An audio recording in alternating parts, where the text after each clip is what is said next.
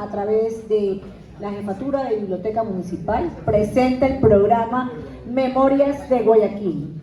El día de hoy abordaremos el tema Guayaquil entre corsarios, piratas y filibusteros, de la mano del historiador, el arquitecto Melvin Hoyos. Vamos a recibirlo con un fuerte aplauso, por favor.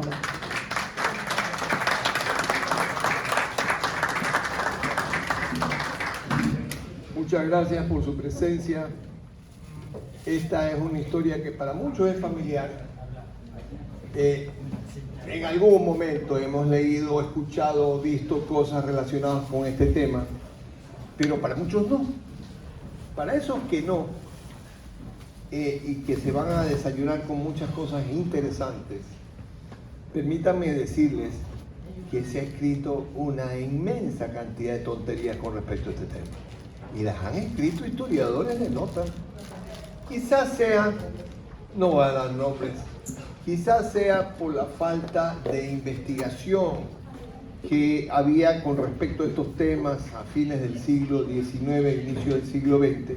Hay libros importantísimos de crónicas de Guayaquil, de historias, de leyendas de Guayaquil, en donde se encuentran nombres de piratas que jamás pasaron por aquí. La intención de esta charla es definir la verdad sobre esta historia. La verdad. Quienes llegaron, quienes solo pasaron y quienes de verdad la afectaron. Y a quienes los guayaquileños dominaron. Todos estos temas están alrededor de 5 casos, nada más. Los voy a citar para iniciar. El primero pasa por aquí, solo pasa por aquí y llega hasta Puná. Es el pirata que funcionaba en labor de corso, Thomas Cavendish, y que pasa por aquí, llega hasta Puná en 1587, clarísimo, 1587, Thomas Cavendish, más conocido como Candy, íntimo amigo de Sir Francis Drake, el amante de Isabel I. Este hombre fue un azote de las colonias en las costas del Atlántico. Cuando pasa para acá y se mete por Tierra del Fuego, fue por primera vez que se aventura a las costas del Pacífico. Primero. Segundo, el segundo ataque a Guayaquil, y estos sí llegan a la ciudad, no son piratas. No son piratas, esta gente son soldados, son marinos preparados para la guerra en Holanda. Estos son un grupo importantísimo de marinos que vienen con la armada holandesa para tomarse el virreinato del Perú. Pero al no lograrlo, vinieron a destruir su astillero. Les fue muy mal. Eso es el segundo. El tercer ataque no es un ataque, es un intento de invasión. Y ese intento de invasión está capitaneado por 3 piratas, Swan, Davis y Dampier.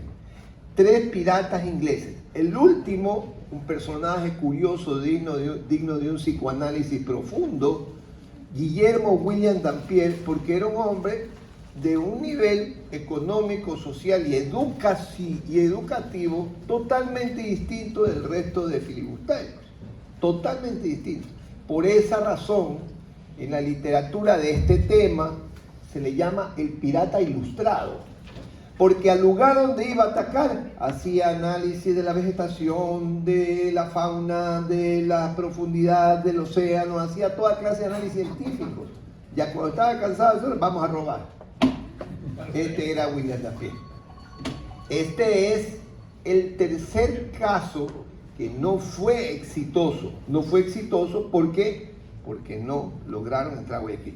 El cuarto caso, que este es un verdadero azote para la ciudad, fue el caso en el que el capitán de origen francés, Laurent de Graff, coge y decide invadir Guayaquil luego de que había venido invadiendo un poco de puertos ya en la costa del Pacífico y luego de que los filibusteros habían perdido el favor de las coronas para las cuales ellos robaban. Es decir, luego de que la patente de corso se había acabado porque casualmente todos los reinos de Europa para ese entonces se habían puesto en paz.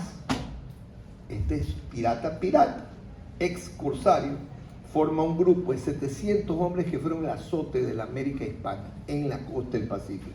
Laurent de Graaf tiene 5 naves con las que está haciendo horrores. Lleva de capitanes Laurent de Graaf. En la una está él, en la otra está Gronier, en la otra está Picard, en la otra está Luzán y en la cuarta nave está un inglés que se llama Henry de Howitt. Bien, la cuarta. Esta fue la cuarta, realmente, ya lo verán, fue un desastre y de alguna manera fue este ataque el responsable de que Guayaquil cambiase totalmente desde el punto de vista urbano. La quinta es sumamente pintoresca y curiosa, porque en este quinto ataque pirata, que también fue efectivo porque se vinieron disfrazados de vendedores de aceite de ballena, que era con lo que se prendían las ciudades de esa época, es liderada por un famoso pirata inglés que se llama Boots Rogers.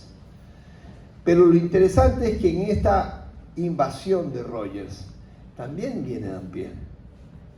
Y para llegar hasta Guayaquil van a tener que pasar por el archipiélago de las islas de Juan Fernández frente a Santiago de Chile. Y ahí van a encontrar a un personaje que les dejo para el final la sorpresa de quién es. Dicho esto, queda definido que son 5 acercamientos de la piratería, de los filibusteros, de los bucaneros, cosas que no son iguales, y de los corsarios a nuestra ciudad. Comencemos con el primero. Cavendish. Cavendish venía haciendo horrores, realmente venía haciendo horrores, y le habían dicho de que tenía que entrar por la costa del Pacífico y que en la costa del Pacífico iba a encontrar botines cuantiosos. Pasa por Tierra del Fuego con 4 naves. Tenía la nave capitana, era la Huguen. Esa nave capitana, que era la que él capitaneaba, valga la redundancia, esta nave capitana se enfrenta en Arica. Esto es increíble. Se enfrenta con un grupo de mujeres que estaban en las costas de Arica defendiendo la playa, el playón. Estas mujeres manejaban cañones. Bien, estos son datos fascinantes. Y los vencieron.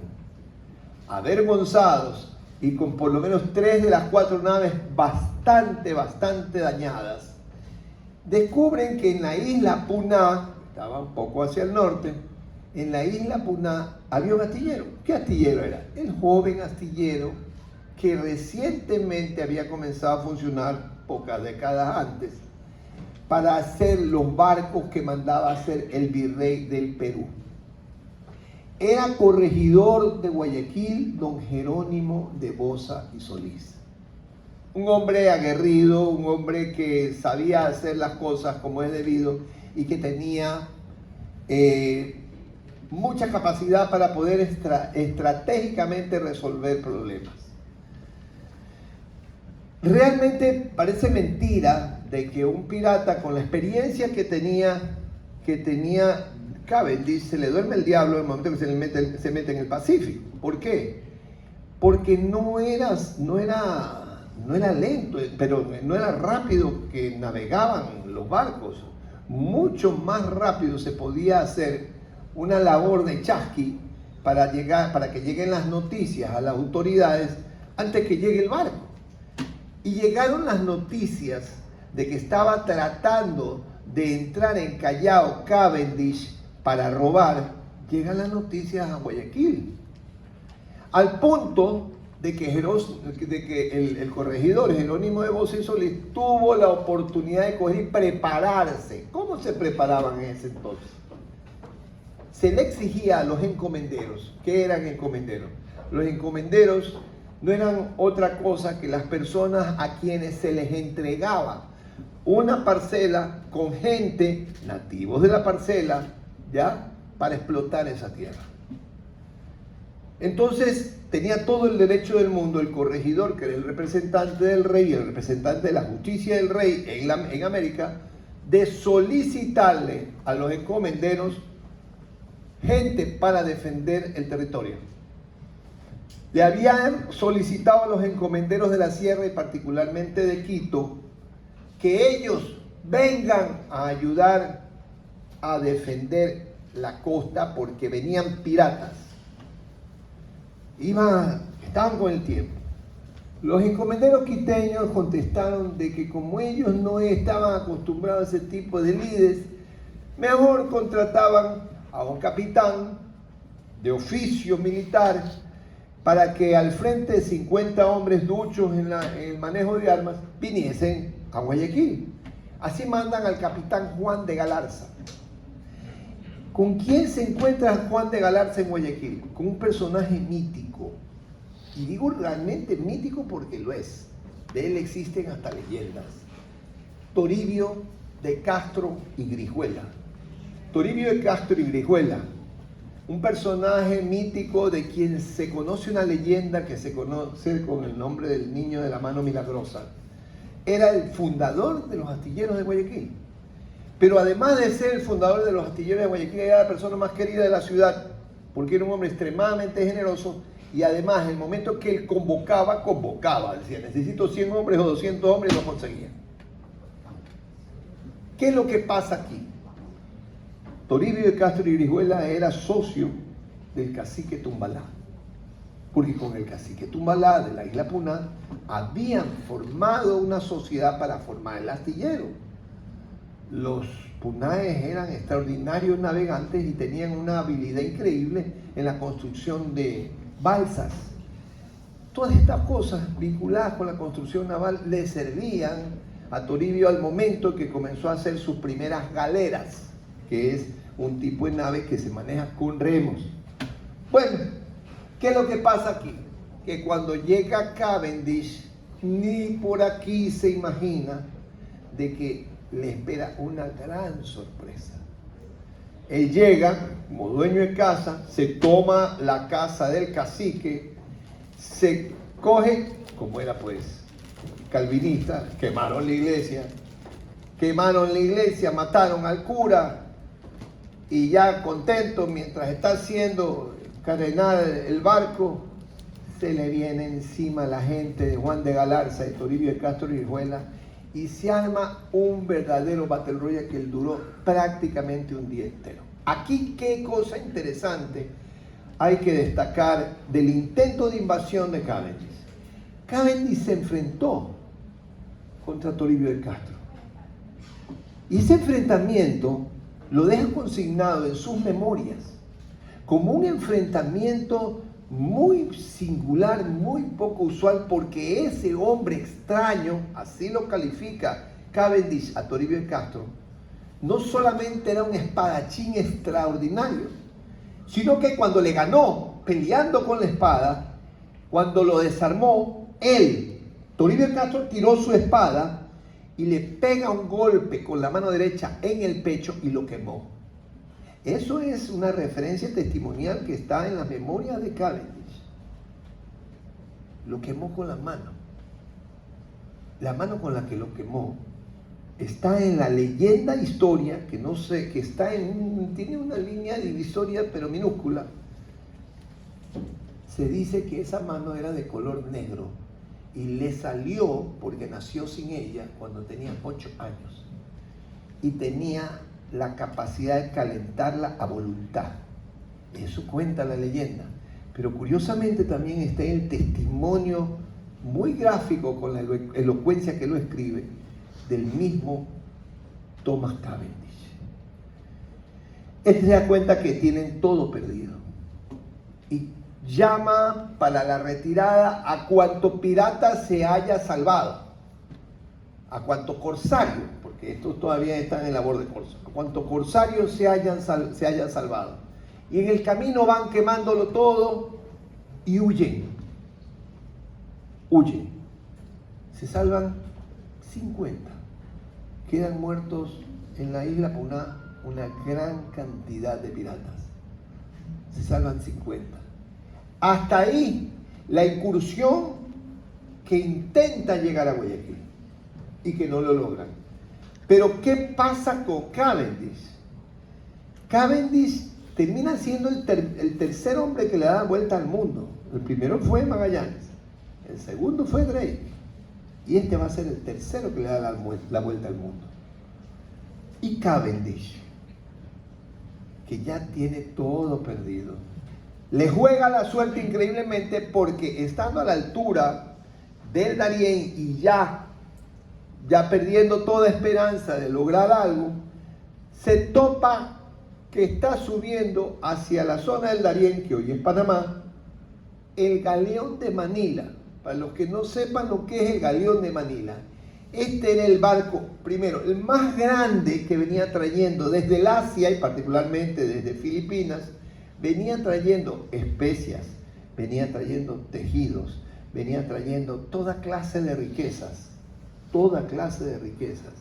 Llegaba hasta el Darién, hacían el traslado por tierra en el Istmo de Panamá, y barcos que estaban en Portobelo cogían toda esa carga y se la llevaban pasando el Atlántico hasta la península ibérica. Coger el barco más rico de la historia fue para Cavendish el resarcirse de todos los males. Incluso, ¿qué importa que hayan perdido los barcos, que hayan perdido, que lo hayan quemado, que hayan muerto mucha de su gente? Llegó a la playa de Liverpool con las velas de Damasco. Se le habían roto las otras velas, pero como veían en el barco de Manila, venían unas cargas inmensas de Damasco, puso velas de Damasco. Entonces, ya pueden imaginarse ustedes la sorpresa que tendrían en Inglaterra en el momento en que Cavendish llega con esa riqueza adornando sus barcos y con todo lo que tuvo que contar. Cavendish. Hasta aquí la historia de quien no logró llegar a Guayaquil y de quien pudo haber llegado pelado a España, Inglaterra, pero no le jugó la suerte con el galeón de Manila. El segundo ataque es realmente épico, y es épico para los guayaquileños.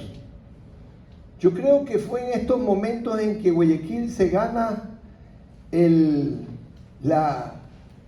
esta frase de guayaquileño madera de guerrero. Y se los digo porque por muchos años en el Fortín de la Planchada hubo una placa que hacía referencia a esta invasión a la que les voy a contar. Y hablaban de que los guayaquileños, en esa placa decía de la madera de guerrero de la que estaban hechos los guayaquileños, fruto de la defensa de la ciudad por esa invasión. Vamos a ver. La información más abundante que hay sobre el ataque de la Armada holandesa, a Guayaquil, está en el tomo 4 de la historia de la Armada del Perú.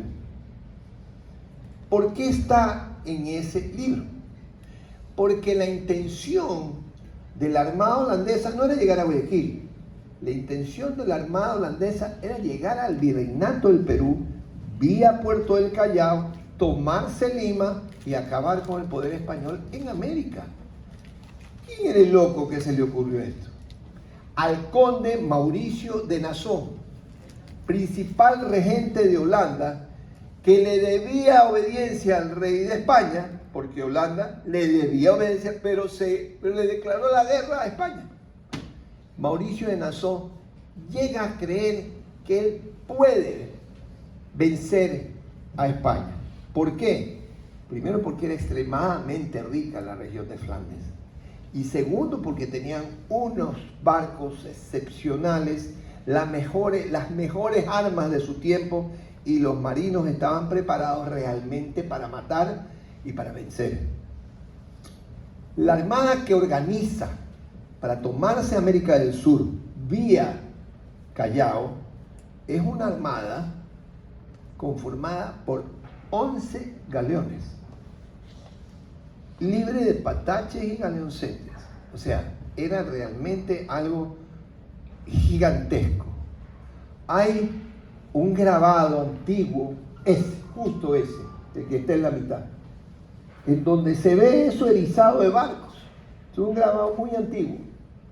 Y se ve erizado de barcos. Eso es cuando invaden los holandeses por segunda vez Guayaquil. Porque así era una locura la cantidad de barcos que llegaron. Lo que no se imaginaba, y esa es la metida de pata de Mauricio de Nassau, es que no hizo ninguna labor de inteligencia antes.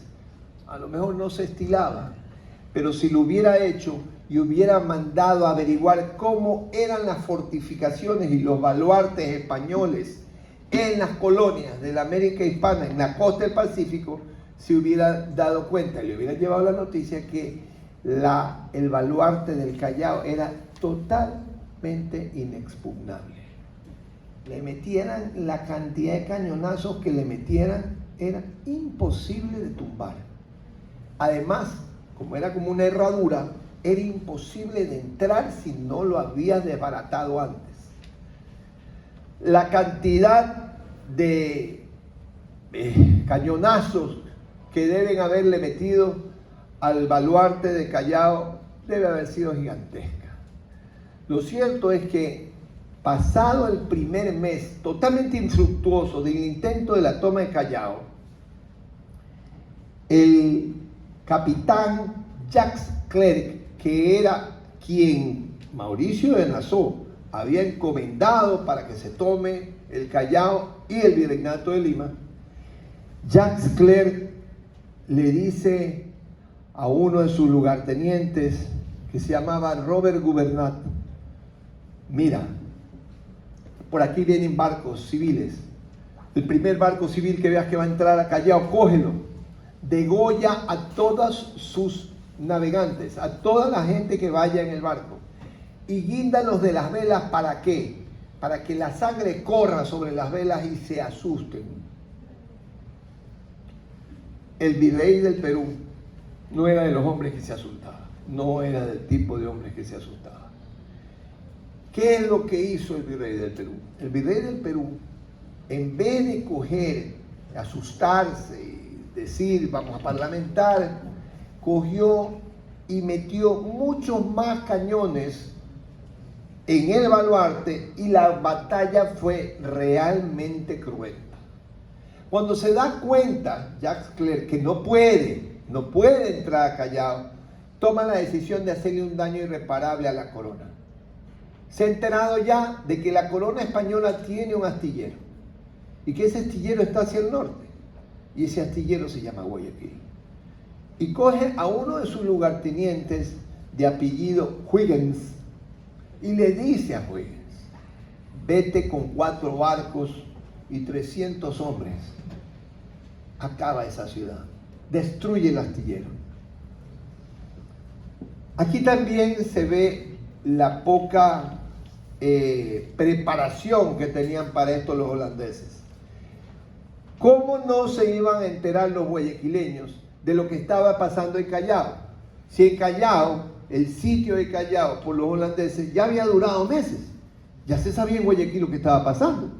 Y cuando se supo que venía una partida de 4 naves hacia Guayaquil, ya los guayaquileños también estaban esperándolas. Cuando llegan a Guayaquil, esos 4 barcos les dieron hasta por donde no podían. Los reventaron a los holandeses. Y aquí vale la pena destacar un detalle. Los guayaquileños eran básicamente agricultores. Estamos hablando del año 1624. Y corría el mes de junio de 1624. ¿Qué es lo que está pasando aquí? Que están enfrentándose soldados profesionales, marinos profesionales, expertos en el manejo de las armas de tecnología de punta de la época. Lo mejor de las armas de la época es lo que están utilizando los holandeses. Y se están enfrentando con hombres y mujeres y ancianos que lo único que tienen en sus manos son azadones, palos y palas. Y con eso y con piedras se enfrentaron y a puño limpio los vencieron y casi los matan a todos. Alcanzan a huir desesperadamente 70 de los 350 holandeses. 70. Y en un estado de desesperación loco, pues, ¿no? Bueno, llegan hasta el Perú, se encuentran con que se ha muerto de fiebre amarilla el líder de la expedición, Jacobo el ermitaño Clerc, le llamaban Jacques el eremite Clerc. Y le dice a Gouvernat, le dice Huygens, esto es muy difícil, esa gente es durísima, no pudimos quemar el astillero. Dios, vámonos con 10 naves y 700 hombres. Se fueron casi todos, dejaron unos 2 naves, 3 naves, dejaron todavía frente al Callao y vienen el 26 de agosto de 1624, llegan acá dispuestos a bajarse en el muelle de la Marina que quedaba en donde hoy está el MAC, frente a la estación de la aerovía. Allí estaba el famoso muelle de la Marina al pie del estero de Villamar, que hoy en día es la calle Loja. Llegan a intentar bajarse con banda de guerra tocando para tomarse las cosas sin batallar. Somos tantos que nadie nos va a hacer frente. Nadie les va a hacer frente. 3 días con sus noches duraron las batallas encarnizadas al máximo entre holandeses y guayaquileños. Claro que la ciudad quedó completamente destruida, la quemaron completamente, mataron gente que da miedo. Hasta que hay un momento en que el corregidor de aquel entonces le dice a Gouvernat, ¿por qué no nos enfrentamos nosotros dos y dejemos ya que esta carnicería? Dicen algunos, particularmente historiadores holandeses, de que mientras están peleando con la espada el corregidor de Guayaquil y Gouvernat, una bala de un lugar desconocido le cae en la cabeza a Gouvernat y eso es lo que lo mata. Pero mentira. Quien lo mató fue el corregidor, que era un espadachín formidable. Y en el momento en que lo matan al corregidor, todos los piratas que quedaban vivos se habían separado y estaban a la altura del fortín de la Planchada por las peñas, tratando de hacerse fuertes en ese lugar en el caso de que su líder llegase a perder y morir. Pero ¿qué es lo que termina pasando acá? Que habiéndolos visto, un grupo de guayaquileños se dieron la vuelta y los tenían acorralados por detrás. No les quedó más remedio que huir desesperadamente para no perder la vida. La victoria guayaquileña de ese entonces sí fue una victoria pírrica, porque más fue lo que se perdió que lo que se ganó, pero no se perdió la dignidad y los guayaquileños demostraron la madera de la que estaban hechos. Una placa que recuerda ese momento histórico, estuvo en el Fortín de la Planchada, pero como tantas cosas que se han perdido en esta ciudad, no se sabe dónde está. ¿Qué es lo que pasa con esta segunda incursión ahora de la Armada holandesa, no piratas, la Armada holandesa para dañar el astillero de la colonia española en América? Lo que pasa aquí, en esta segunda incursión, es que se la recuerda como un momento importantísimo en la historia de Guayaquil por la forma en que la defendieron los guayaquileños, pero también por la forma tan terrible en la que queda destruida la ciudad. Hay que recordar que para esa época la corona española exigía un quinto real, exigía un impuesto determinado que a cada población, de acuerdo a la cantidad de habitantes y a la producción que ésta tenía, era oneroso para la población.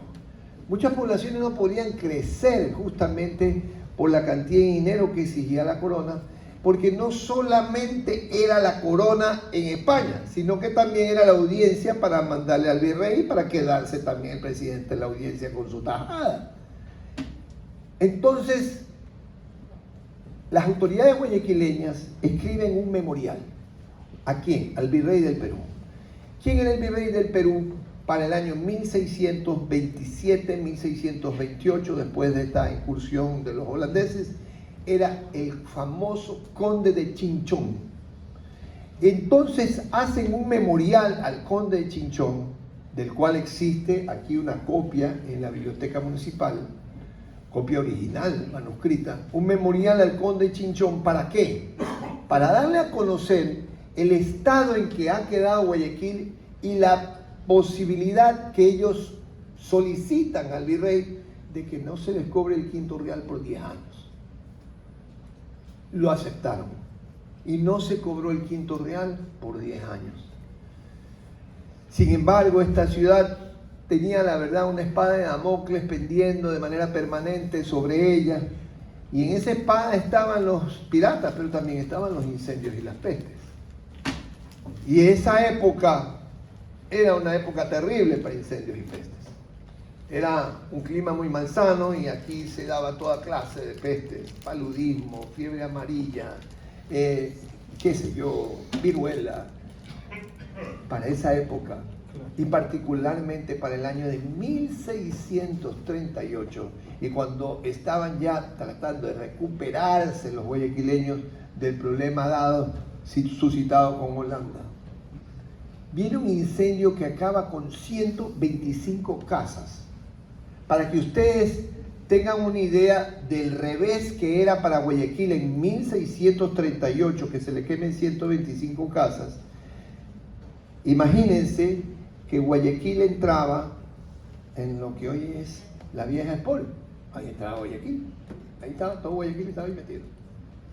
Eso y la zona del declive que hay en la unión del Cerro de Santana con el Cerro del Carmen, donde está la calle Jacinto Morán de Butrón, eso le llamaban la Silla Jineta.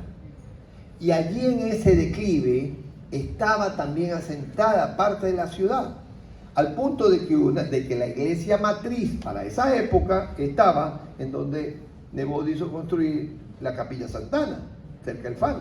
Ahí estaba la matriz, lo que hoy día es la catedral. Eso era el Guayaquil de esa época.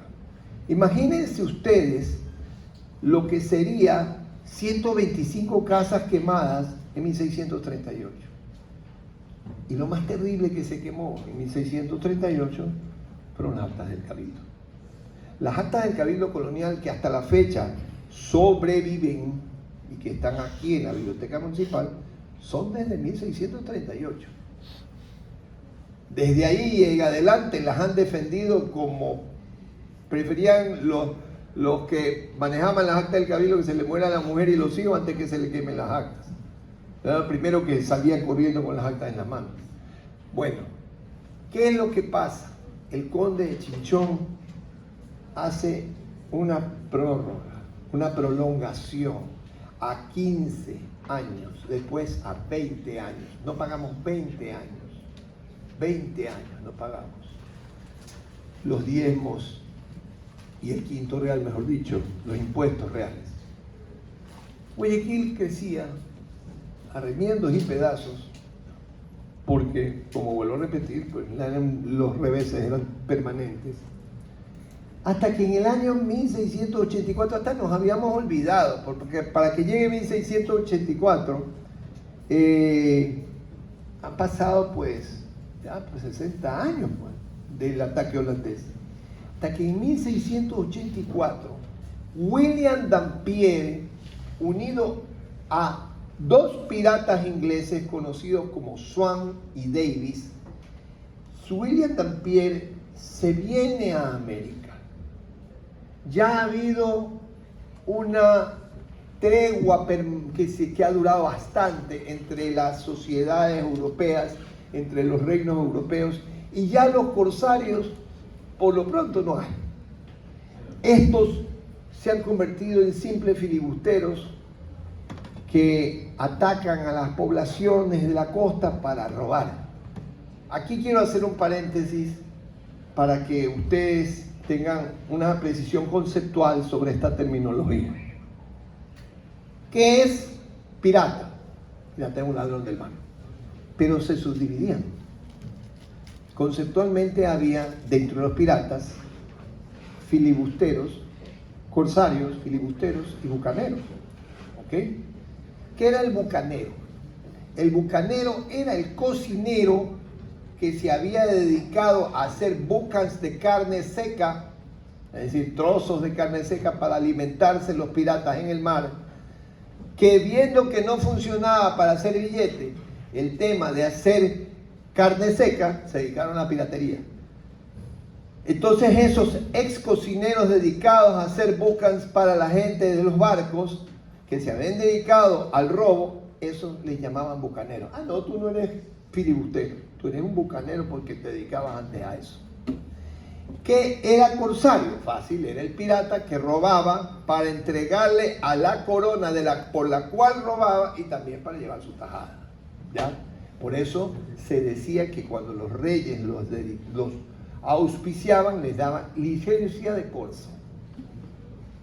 ¿Y qué era el filibustero? El filibustero era el pirata puro, que básicamente se dedicaba a robar a las poblaciones costeras. Pirata puro. Solo robaba para sí mismo y tenía su código de honor, ¿no? Perdías la pierna en la batalla, cogías el doble de lo que se repartían. Perdías un ojo, cogías una cuarta parte de lo que se recogía para cada uno. Perdías un brazo y así, tenían ese tipo de código de honor y de reparto.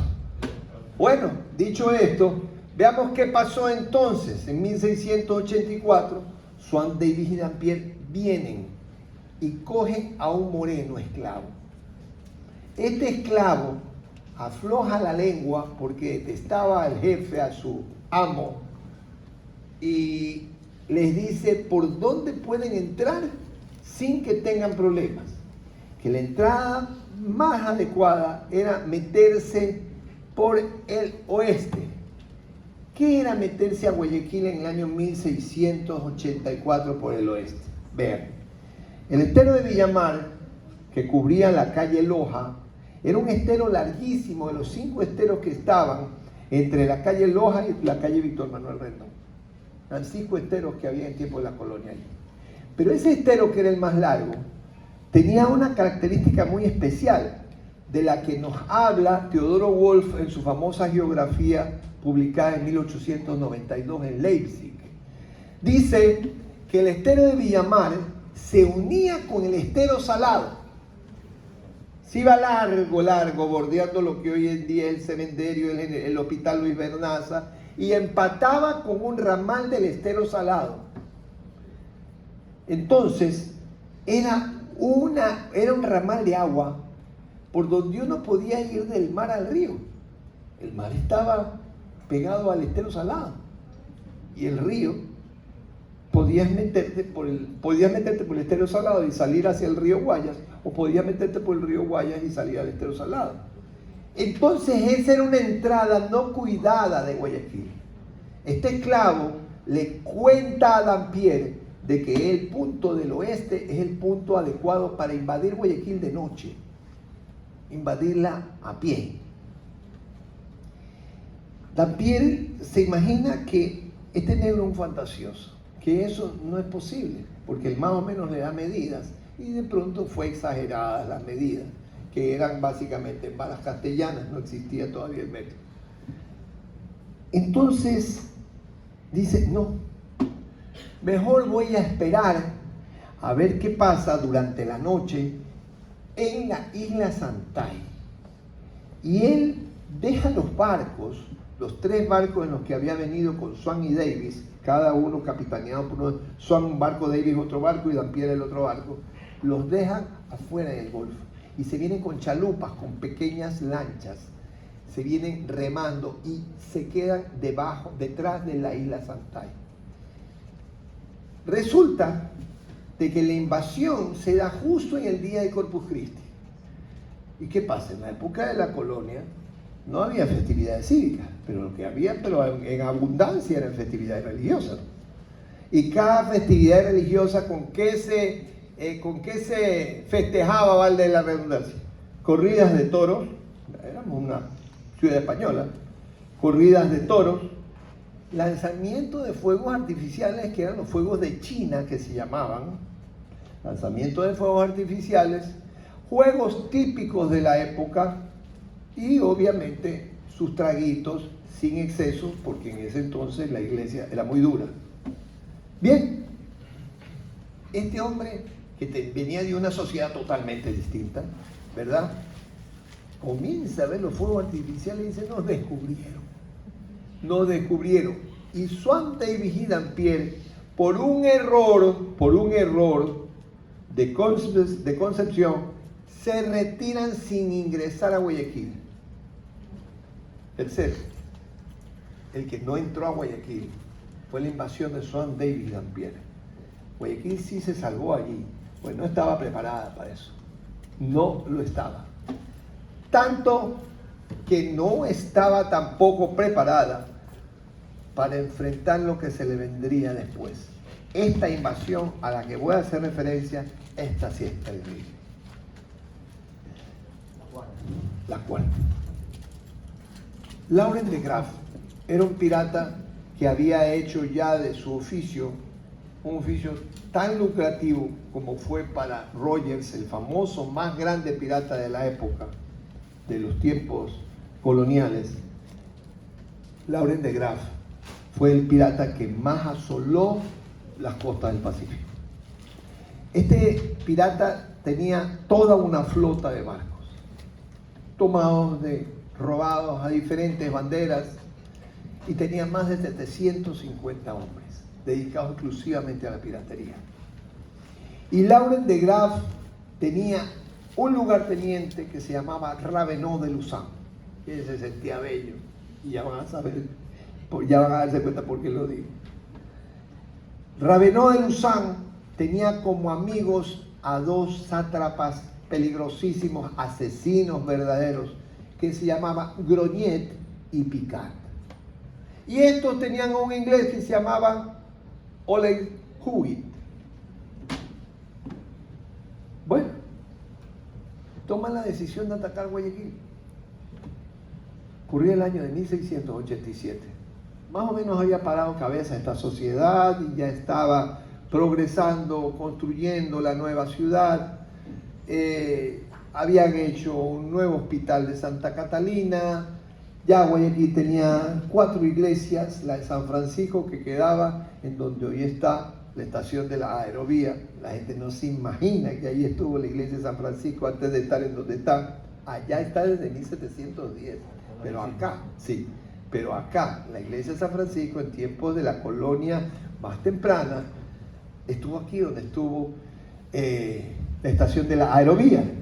La iglesia matriz, que se llamaba, que era lo que hoy en día es la catedral, estaba en donde está el Museo del Bombero. La iglesia de Santo Domingo, la más antigua de las iglesias guayaquileñas, siempre estuvo allí, donde está ahorita. Y a pocos metros más hacia el costado derecho estaba la iglesia de San Agustín. Iglesias con custodias, iglesias con riqueza, iglesias de una ciudad que ya se había ido recuperando. Era, además de la riqueza natural de los hombres y las mujeres que habían tenido mucho éxito con sus ventas de cacao y de madera, esta ciudad era una ciudad maderera, ya era un buen botín Guayaquil. Y ya se sabía todo lo que podían los piratas sacar de Guayaquil. ¿Qué es lo que va a pasar aquí? Lo que va a pasar aquí es que este sinnúmero de piratas que tenía ese ejército de Lauren de Graaf, habían 4 morenos guayaquileños, 4 piratas guayaquileños. Suena feo, pero desgraciadamente hay que decirlo, eran de raza negra. Eran 4 esclavos que habían escapado de sus respectivos amos y que les tenían un odio jarocho a sus jefes, a sus ex amos. Y no solamente a ellos, le tenían un odio a la sociedad a la que se pertenecían ellos, pues, ¿no? Bueno, como conocían Guayaquil perfectamente, le dijeron a Lauren de Graaf los 3 talones de Aquiles que tenía Guayaquil, las 3 entradas por donde se podían meter. El norte, por donde podían entrar, justo en donde terminaba el actual barrio de Las Peñas. La entrada por el norte era por donde hoy está la antigua cervecería, los antiguos edificios de la cervecería, hoy Puerto Santana. Esa era la entrada del norte. La entrada del sur era por el puente que entraba a la muralla y que cruzaba el estero de Millamar. Y aquí, ahorita que digo muralla, quiero decirles algo que es importante. Cuando intenta Dampierre atacar Guayaquil, previo a quedarse en la Santay, en su chalupa, él se dedicó a hacer un dibujo de lo que veía desde el río. Y gracias a las memorias de Dampierre es que sabemos de que Guayaquil sí estuvo fortificada con una muralla que tenía aproximadamente 7 varas castellanas de altura, con 4 atalayas.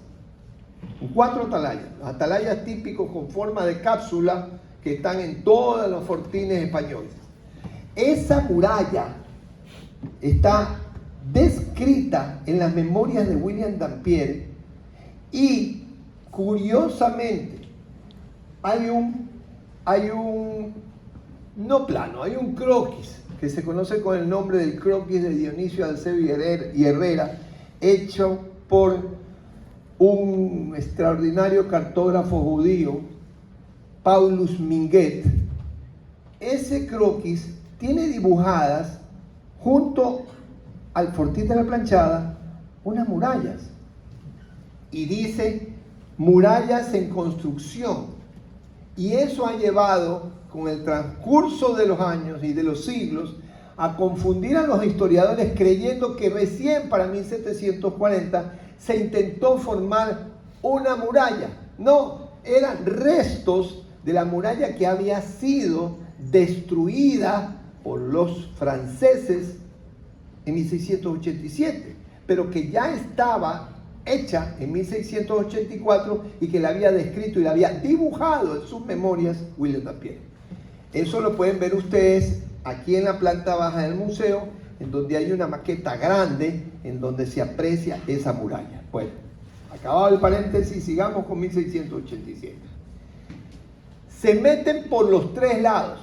Se meten por el lado oeste, se meten por el lado norte y se meten por el lado sur. El único lado en donde fue defendida la ciudad tremendamente, pero tremendamente, fue por el lado sur. El corregidor, que era don Fernando Ponce de León, era un hombre bravo, pero era un hombre ingenuo. Digo que era ingenuo porque él, que ya sabía desde hace bastantes años que estaba asolando la costa del Pacífico, Lauren de Graaf, debería de haber tenido mucho más cuidado con la ciudad de Guayaquil, que era una ciudad importantísima para la corona española porque era la que dominaba los astilleros que tenía España en esta zona del planeta. Los astilleros más importantes, entre paréntesis. ¿Qué es lo que pasa? Logran entrar los piratas franceses, logran entrar, queman la ciudad, cogen a las mujeres y se las llevan a todas a la iglesia de Santo Domingo, mujeres y niños y ancianos, y a todos los varones se los llevan a la iglesia de San Agustín. Comienzan mirándolos y viendo cómo están vestidos. Dice, este es importante, el de acá también, el de acá también. ¿Con qué fin hacen esto? No solamente vienen a robar, no. Ellos tenían por costumbre también pedir rescate. Cogen y se llevan 230 personas a la isla Puná. De las 230 personas, tanto Chávez Franco como Gabriel Pino Roca nos dicen que habían 200 chicas. Y aquí viene el problema grave. La intención era coger y a medida que iban recibiendo el rescate de estos secuestrados, ellos iban devolviendo a la persona que mandaba a sus familiares el rescate. Pretendían recoger 1 millón de pesos de rescate. Pero Guayaquil no estaba para pagar 1 millón de pesos. Además que se les habían llevado todo, pues se habían llevado sí ya 1 millón de pesos en joyas, en plata, en dinero de todo tipo, en especias, porque se llevaron 450 sacos de harina, se llevaron 150 botijas de vino, se llevaron una X cantidad también de botellas de aceite y más, y jarcia, todas especias y bienes que eran fáciles de vender. El problema es que comenzaron a entregar a las chicas en estado de gravidez, embarazadas por los piratas. Y aquí viene lo que les había dicho antes. Ravenel de Luzán, uno de los 3 franceses aparte de Laurent de Graff, Ravenel de Luzán, que se creía bonito, él escribió una reseña del ataque a Guayaquil. Y él dice de que ellos no las violaron, que las mujeres se entregaron por su propia cuenta para salvar sus vidas, cuando ellos no intentaban matarlas, sino quererlas. Entonces, que muchas les pidieron a los piratas que se las lleven en los barcos. Y ellos, respetuosos de la palabra dada, lo que estaban esperando era el billete para entregarlas. O sea, esto es un cuento tan grande que se popularizó en su momento porque está en la historia que deja escrita Ravenel de Luzán sobre esta invasión. Cuando en los documentos del Cabildo y en los documentos oficiales se cuentan detalles, pero no este tipo de tonterías. Lo cierto es que entregaron a todas estas chicas, a casi todas embarazadas. Esto no solamente empobreció física, económicamente, sino moralmente a los guayaquileños. Y es este el motivo por el cual, luego pues de que se logra que entreguen a los secuestrados, se llevaron también a Fernando Ponce de León, y a Fernando Ponce de León lo aflojaron cuando llegó la plata en la puntilla de Santa Elena. ¿Qué es lo que va a suceder aquí? Lo que va a suceder es que las autoridades para el año de 1688, 1689 dicen esto no nos puede volver a pasar. Tenemos que irnos a construir la ciudad en otro lugar. Aquí no podemos continuar y tenemos que fortificar Guayaquil de una mejor manera. Y ahí nace la idea de trasladarse hacia una sabana grande que había hacia el sur, que le llamaban la Sabaneta, y que tenía cerca un puerto de pescadores que se llamaba el Puerto de Cazones. ¿Dónde quedaba el Puerto de Cazones? Donde estuvo el Mercado Sur y hoy Palacio de Cristal, y donde después se trasladó el astillero desde la Tarazana. ¿Qué es lo que pasa aquí? Este es el origen de Ciudad Nueva. Ciudad Nueva se le llamó a un sector de esa sabaneta que iría desde la actual calle 9 de Octubre hasta la calle Sucre y desde la actual calle Malecón hasta la calle Boyacá. En su momento, toda una franja del norte no existía y la tuvieron que poner cuando los franciscanos, que en un principio dijeron no nos vamos a salir de aquí, decidieron irse después de como 10 años, y eso provocó que se formara una nueva línea de manzanas hacia el lado norte. Eso sería Ciudad Nueva, un diseño de Damero que era como se diseñaban las ciudades coloniales en tiempos en que nosotros éramos parte de España. Pero los viejos no se quisieron ir. Los que en su momento dijeron vámonos, que eran los viejos, que eran los que más habían sufrido estos ataques, Después ya no quisieron irse de sus casas. Entonces se formó una ciudad con dos polos, Ciudad Vieja y Ciudad Nueva. ¿Cómo se unirían estas ciudades? Con un puente enorme. Para su época, el puente más largo que había en el mundo. Y en las enciclopedias de la época, en la palabra puente, ustedes pueden ver que dice, el más grande que existe se encuentra en la colonia española, en la colonia de España, en el pueblo de la colonial de España llamado Guayaquil. Era el famoso puente de las 800 varas, que quedaba en donde hoy está la calle Panamá, y que la calle Panamá aún hoy tiene la forma que tuvo el puente. Si ustedes cogen el famoso plano de Requena, que es un plano que se levantó en el año 1770 por un ingeniero y cartógrafo que se llamaba Francisco de Requena, cogen el plano de Requena, que está levantado a escala, y lo ponen a la misma escala, y lo transparentan con luz, con un plano actual, la calle Panamá tiene exactamente la forma de una Z estirada, que es exactamente la forma que tenía el puente de las 800 varas. Se unía entonces la nueva ciudad con la vieja ciudad. En 1692 comenzó el cambio.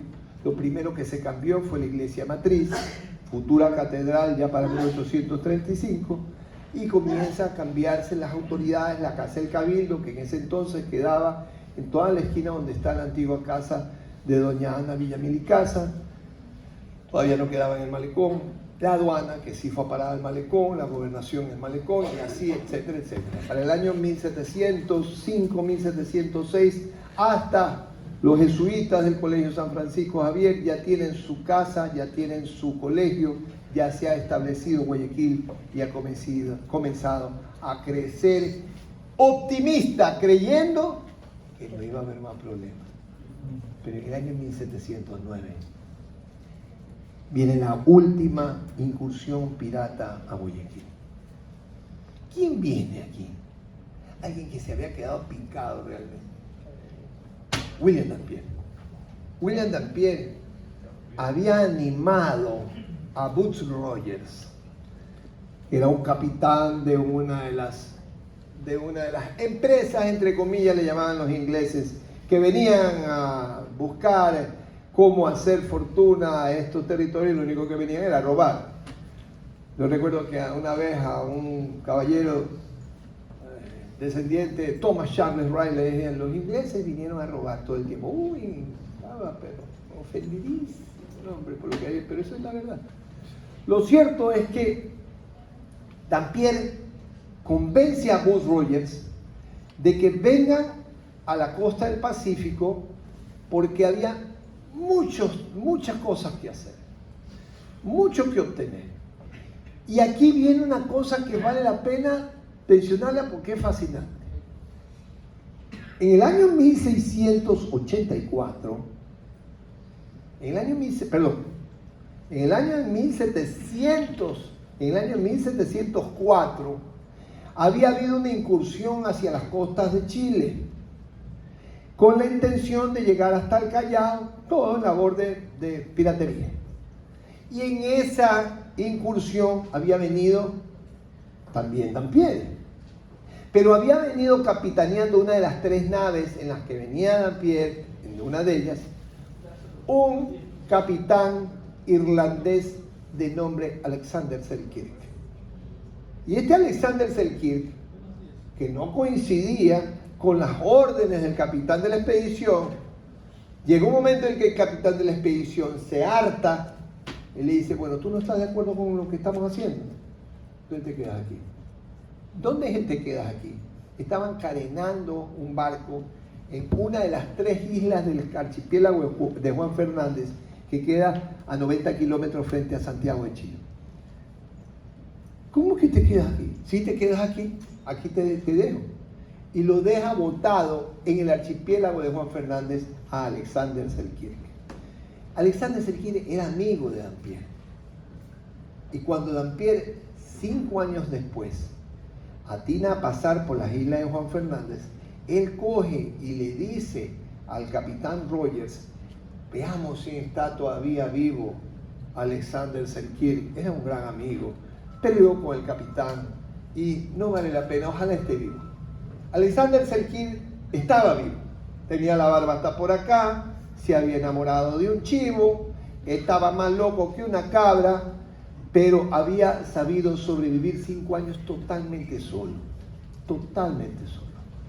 Alexander Serkis, que estaba chiflado, como les digo, le quitaron la chifladura a palos con un baño de agua helada, le raparon la barba, le quitaron el pelo y ahí se tranquilizó, como que entró más o menos en razón, y con él vienen hasta Guayaquil a saquear Guayaquil. ¿Cómo? Disfrazados de vendedores de aceite de ballena. Llegan a Guayaquil y cuando se dan cuenta que no va a haber resistencia, cogen y secuestran al corregidor y secuestran a 40 personas, roban todo lo que pueden, se dan cuenta que no hay mucho que robar. ¿Pero por qué? Porque habían alcanzado las madres guayaquileñas a mandar a sus hijas con todo lo que tenían de valor a una casa, a una hostal que quedaba en la ladera norte del Cerro Santana, es decir, tapada, al otro lado, como que dice, mirando hacia la Tarzana. Alguien les da el soplo y lo mandan a Alexander Serkis a que coja y vaya hacia allá y les quite todo lo que pueda, todo lo que ellas tenían. Ese grabado que ustedes ven ahí es el grabado de los viajes de Rogers, en donde abajo se ve, ahí está uno de los piratas que está allí, tanteándole las piernas a la chica, es sacándole de las ligas que tienen las alhajas donde estaba, que las tenían colgadas allí. Es un grabado original del libro de Rogers, publicado en el año 1712. Ahora, a uno de los piratas que mandan a ver estas joyas es Alexander Serkis. Y recordemos que como don Alexander se había enamorado de una chiva, de una cabra, cuando vio mujeres y más que nada cuando las tocó, enloqueció. Ya no quería irse de Guayaquil. Tuvieron que darle una segunda paliza para meterlo al barco y por írselo llevando. Él cuenta esto. Y él le cuenta su vida y le cuenta todo lo que vivió en las islas de Juan Fernández a un personaje famoso como escritor, Daniel Defoe. Ahí tienen ustedes al verdadero Robinson Crusoe. Estuvo aquí, estuvo en Guayaquil y se llamó Alexander Serkis. Él dio origen a la historia conocida como Robinson Crusoe. Y esta es la parte pintoresca de este último ataque a Guayaquil, en donde, para remate de los piratas, en el momento en que van a salir ya con todo su botín, les da una cantidad de gente, una cantidad de piratas terrible, una cantidad enorme de piratas de los que estaban, de los que habían atacado Guayaquil, les da escorbuto, que era la enfermedad que normalmente les daba a la gente que andaba en el mar por la falta de vitamina C, y que no es otra cosa que un estreñimiento maldito, terrible, terrible, que envenenaba la sangre y los mataba. ¿Quiénes los tuvieron que ayudar? Los guayaquileños. Tuvieron que ayudarlos a muchos de ellos para evitar que mueran. Igual, se fueron robando, se fueron llevando todo lo que pudieron, y así termina el quinto momento crítico de los ataques piratas a Guayaquil. 5 momentos importantes, 5 momentos reales, 5 ataques, 3 de los cuales son efectivos, uno realmente lapidario, que es el de Grognet y Picard, Huit y el Ravenot de Luzán, y el último, que es el que estamos viendo, sumamente pintoresco, porque podemos contar y podemos decir, ¿saben qué? La historia de Robinson Crusoe es real, estuvo aquí y es parte de nuestra historia. Gracias.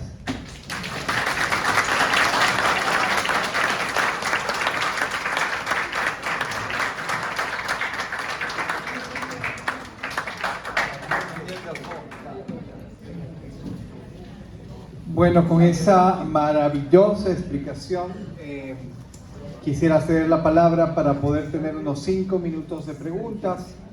y posibles respuestas que tengamos con el arquitecto Melvin Hoyos. Aprovechemos que tenemos su presencia. Así que tenemos micrófono abierto, si es que existen dudas, comentarios, demás. Eloy. ¿En cuál de los ataques es que se da esa leyenda en que San Agustín bajó del cielo a luchar junto a los guayaquileños? No es ataque pirata el de San Agustín, es incendio. Hay dos momentos. El uno es el momento en que Guayaquil se quema en 1764, cuando es San Ignacio de Loyola el que salva, perdón, no es San Ignacio de Loyola, es San Agustín, el que salva un tramo inmenso de Guayaquil. No es inmenso, un tramo importante, dentro del cual está la Casa de las Temporalidades, que no era otra cosa, la Casa de los Jesuitas, el Colegio San Francisco Javier, que estaba atrás, la iglesia de Nuestra Señora de la Soledad, que era la iglesia de los jesuitas, la de la Compañía de Jesús, y salva también el área del mercado que estaba al frente. Esa es la... Ahí es que es un incendio. Eloy.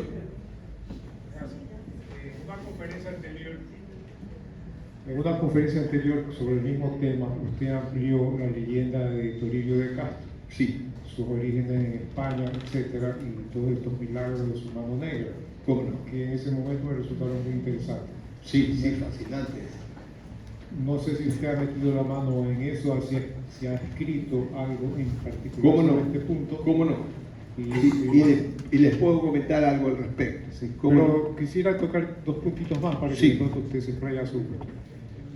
claro, no fue Magallanes quien completó el viaje, sino fue el Cano. Claro, por supuesto. Magallanes muere. Sí, ¿no? sí, el Cano es el que Después de termina pasar. la vuelta al mundo. Pero si lo menciono es porque lo, digamos, decisivo en ese momento del Imperio Español y para la ciencia occidental es que se completa la evidencia empírica de que el planeta es una esfera. Así es, así es. Y en ese contexto geopolítico, donde España tiene, digamos, dos frentes que atender hacia el este y hacia el oeste, es que Guayaquil cumple de alguna manera un propósito para todos estos intereses del corona. Efectivamente. Ahora, y el tercer punto que le quería tocar, pues ya me acordaré de pronto con esto. Ok, bien. Con respecto a lo que has dicho al principio, sí, efectivamente, la vida de Toribio de Castro Brizuela, el personaje que creó Los Astilleros de Guayaquil, está entre la leyenda y la historia, ¿no? Es una cosa increíble. Él nace sin su mano derecha, la madre enloquece de tristeza al ver esto y lo dedica a la Virgen del Soto, a su hijo, la Virgen de los Milagros Imposibles. Él era nacido en la población de Toranzo, en España. Su padre era un hombre acomodado y por mucho tiempo este niño creció muy saludable, extremadamente generoso, y cuando tenía 8 años, este niño alcanzó a ver una anciana que andaba con un pequeño, y esta anciana le dice que por favor le diera algo de comer para su nieto. Él no solamente le saca comida, sino que le saca comida, le saca ropa de ella, de su mamá, le saca ropa para el chiquito de él, le da dinero de la mamá que él sabía dónde estaba guardado. Bueno, le dio todo lo que pudo. Y la anciana le dijo: hoy tendrás lo que siempre has querido tener. El chiquito, efectivamente, cuando llega la madre y le cuenta a la empleada que había hecho lo que normalmente hacía, que era dedicarse a regalar a los necesitados cosas, coge el niño y es castigado. Pero al otro día, a grito pelado, y comienza a llamar a la madre, y cuando llega la madre al cuarto le dice: mira, y en donde no tenía mano, en el muñón derecho, tenía una bolita negra, temblorosa, con 5 bolitas negras. Esa bolita negra, en un mes, era una mano perfecta, pero de color negro. Esa mano era como que se hubiera nacido con ella. Y el detalle interesante de todo esto es que el papá notarizó el milagro, y una copia de la notarización del milagro la cargaba con su equipaje, Toribio. Al punto que cuando él vino a América y se establece en Guayaquil y hace familia en Guayaquil, él mostraba la copia del milagro, la copia de la notarización de su milagro. Y esa mano, cuando muere Toribio de Castro, que tuvo una tumba especial en la Iglesia de Santo Domingo, en ese lugar tenía la cofradía de Santo Domingo, tenía una tumba especial porque el hombre de verdad fue un hombre muy querido en Guayaquil. Cuando en el año 1638, que les conté que hubo un gran incendio que acabó con las actas del Cabildo, se quema la iglesia de Santo Domingo, se quemaron las tumbas de la cofradía, y cuando exhuman el cadáver que ya eran huesitos y polvitos nada más, el cadáver de Toribio, estaba la mano intacta. Y esa mano intacta la metieron los guayaquileños de ese entonces en una urna de cristal con oro y la pusieron al pie del altar de la Virgen del Soto que el mismo Toribio de Castro había pagado para que estuviera en Santo Domingo. Si ustedes hoy en día se suben los 500 y pico escalones que hay que subirse para llegar hasta la Capilla Santana arriba, 400, bueno, eso, si se suben todo ese montón de escalones, van a llegar a la capilla y van a ver que en esa capilla hay un cuadro de la Virgen del Soto, y al pie de la Virgen del Soto hay una caja pintada con una mano negra. Esta es la historia que está entre la leyenda y la historia de Toribio de Castro y Brizuela. ¿Otra pregunta? Sí, por favor. Gracias, arquitecto. Siempre disfruto de estos relatos. Y también quería preguntarle algo sobre el ataque de 1687. Gracias a usted, yo pude poner en escena una obra de Los Piratillos. Lo recuerdo Sí, perfectamente. y estuvimos por 5 años en 10 escuelas. Cada año íbamos y les contamos esta historia a los chicos, pero a través de los tigres. Claro. Aquí hay una historia de amor, ¿verdad? Rosario Meneses. Chuzo es una belleza. Y Te yo la le- salté porque es larga. Bueno, pero le contaba esa historia también de Rosario Meneses, que una dama guayaquileña que sí se enamoró. Porque es que también el que la defendió no era pirata, pues, pero estaba con los piratas, sí. Bueno, eso que le quería preguntar, si era de Los Piratillos. Sí, claro. Y esta obra que tiene música, ojalá algún día la podamos seguir presentando a los chicos de Guayaquil. Sería maravilloso porque era bella. Está montada con títeres, con música, y yo le agradezco mucho porque pudimos llegar a muchas escuelas con esta. Yo me voy a tomar la libertad, y discúlpenme para los que están muy apurados, de contarles en pocas palabras esa historia a la que la dama está haciendo referencia. En ese año de 1687, cuando raptaron a las chicas, había una chica de apellido Meneses, a la que defendió un muchacho irlandés que se subió en el barco equivocado. Y cuando se dio cuenta que estaba metido en un barco de piratas, ya era muy tarde, estaba en alta mar, ¿qué se iba a poner a hacer? ¿No? Lo iban a matar donde se ponía hecho el difícil. Sin embargo, él, cuando ve a esa chica que tratan de abusar de ella y la ve tan bien, tan tierna, tan inocente, tan débil y tan indefensa, él la defendió. Y se va donde Grogniet y le dice, de ella, el rescate lo pago yo. El rescate, ¿tú por qué no vas a pagar el rescate? Yo pago el rescate. Y que se la lleven la manden a donde sus padres. Grogniet dice, la plata es la plata. Que la manden por el que para pagar, que pague. La chica no quiere irse, pues. La chica ve ese gesto tan especial que se enamora de este hombre y dice, no, me quedo contigo. Y este muchacho se la lleva hasta su tierra y se casa con todas las de la ley con ella. Pero lo curioso de todo esto es que en la isla Puná había un anciano que mantenía la tradición oral de todo lo que había sucedido ahí. Y a él le tocó, a su antepasado, le tocó ver y saber de este caso, de este chico que había defendido a esta muchacha, y esta muchacha que en vez de quedarse en Guayaquil se fue con el, entre comillas, pirata.